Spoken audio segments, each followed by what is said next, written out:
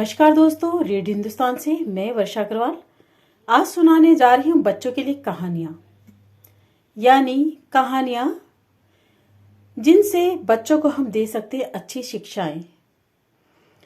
कहानियाँ जरिया है बच्चों को अच्छे संस्कार देने का, उन्हें बेहतर इंसान बनाने का। संभवतः यही कारण है कि आप और हम सभी दादी नानी से राजाओं की, परियों की, पशु पक्षियों की और जिन्ने आदि की कहानियां सुनकर ही बड़े हुए हैं। शायद यह उन कहानियों का ही जादू है जो हमें एक अनोखी दुनिया में ले जाता था, और कहानी के अंत में जो शिक्षा मिलती थी, जिससे हम सीखते थे कि कैसे हम अपनी जिंदगी के सफर को तय करें। यही कारण है कि बच्चों के लिए ऐसी तमाम किस्से कहानियों को एक मंच पर लेके आते हैं, जहां आपको पंचतंत्र से लेकर रहस्यमय दुनिया की सैर कराने वाली बातें होती हैं, जिनसे बच्चे बहुत कुछ सीखते हैं। तो चलिए सुनाती हूँ मैं एक बहुत ही अच्छी तेनाली रामा की कहानी। भारत में ऐसे कई महान ज्ञानी हुए जिनकी बुद्धिमत्ता का लोहा हर किसी ने माना है। उनके व्यक्तित्व व चतुराई से जुड़े किस्से हर किसी को प्रभावित व रोमांचित करते हैं। भारत के इतिहास में ऐसे शख्स हैं जिनका नाम है तेनाली रामा। तेनालीराम के बुद्धिमानी से भला कौन परिचित नहीं है। तेनालीराम की जीवनी विजयनगर नगर से ही शुरू हुई, जहां वह महाराज कृष्णदेव राय के सबसे प्रिय मंत्री हुआ करते थे। वह उन्हें हर उलझन से निकालने में मदद करते थे। तेनालीराम के किस्से तब भी प्रसिद्ध थे और आज भी हैं। बच्चों के मानसिक विकास के लिए तेनालीराम की कहानियों को हमेशा अच्छा जरिया माना गया है। राज्य पर किसी तरह की आपत्ति आने पर महाराज तेनालीराम से ही सलाह लिया करते थे। यही नहीं, तेनालीराम से जुड़े ऐसे कई चुटीले किस्से हैं जो न सिर्फ हर किसी को गुदगुदाते हैं, बल्कि हंसी हंसी में एक सीख भी दे जाते हैं।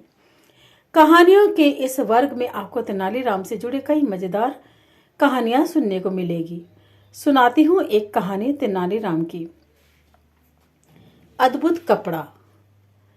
तेनालीराम की जो ये कहानी है, इसका शीर्षक है अद्भुत कपड़ा। एक समय की बात है, राजा कृष्णदेव राय विजयनगर में दरबार लगा के बैठे थे। उसी समय दरबार में एक सुंदर महिला एक बक्सा लेकर आई। उस बक्से में एक मखमली साड़ी थी, जिसे निकालकर वह दरबार में राजा और सभी दरबारियों को दिखाने लगी। साड़ी इतनी सुंदर थी कि जो भी उसे देखता हैरान रह जाता। महिला ने राजा से कहा कि वह ऐसी सुंदर साड़ी बनाती है। उसके पास कुछ कारीगर हैं जो अपनी गुप्त कलाओं से साड़ी की बुनाई करते हैं। उसने राजा से निवेदन किया कि अगर राजा उसे कुछ धन दे तो वह उनके लिए भी ऐसी साड़ी बना देगी। राजा कृष्णदेव राय ने महिला की बात मान ली और उसे धन दे दिया। महिला ने साड़ी तैयार करने के लिए 1 साल का समय मांगा। इसके बाद वह महिला साड़ी बुनने वाले अपने कारीगरों के साथ राजा के महल में रहने लगी, साड़ी की बुनाई करने लगी। इस दौरान उस महिला व कारीगरों को खाने पीने की तमाम खर्चे राजा ही देता था। इसी तरह 1 साल का समय निकल गया। फिर राजा ने अपने मंत्रियों को साड़ी को देखने के लिए उस महिला के पास भेजा। जब मंत्री कारीगर के पास गए तो वह देखकर हैरान रह गए। वहां 2 कारीगर बिना किसी धागे कपड़े के कुछ बुन रहे थे। महिला ने बताया कि उसके कारीगर राजा के लिए साड़ी बुन रहे हैं, लेकिन मंत्रियों ने बताया कि उन्हें कोई साड़ी दिखाई नहीं दे रही थी। इस पर महिला ने कहा कि यह साड़ी सिर्फ वे ही लोग देख सकते हैं जिनका मन साफ और जीवन में उन्होंने कोई पाप न किया हो। महिला की बात सुनकर राजा के मंत्री परेशान हो गए। उन्होंने बहाना बनाते हुए उस महिला से कहा कि उन्होंने वह साड़ी देख ली और वह वहां से चले गए। राजा के पास वापस आकर उन्होंने कहा कि वह साड़ी बहुत ही सुंदर है। राजा को इस बात से काफी खुशी मिली। अगले दिन उन्होंने इस महिला को वह साड़ी लेकर दरबार में हाजिर होने का आदेश दिया। वह महिला एक बक्सा लिए हुए अपने कारीगरों के साथ अगले दिन दरबार में आ गई। उसने दरबार में बक्सा खोला और सबको साड़ी दिखाने लगी। दरबार में बैठे सभी लोग बहुत हैरान थे, क्योंकि राजा समेत किसी भी दरबारी को साड़ी नहीं दिखाई दे रही थी। यह देख तेनालीराम ने राजा के कान में कहा कि इस महिला ने झूठ बोला है, वह सभी को बेवकूफ बना रही है। इसके बाद तेनालीराम ने उस महिला से कहा कि उन्हें यह दरबार में बैठे किसी भी दरबारी को वह साड़ी दिखाई नहीं दे रही है।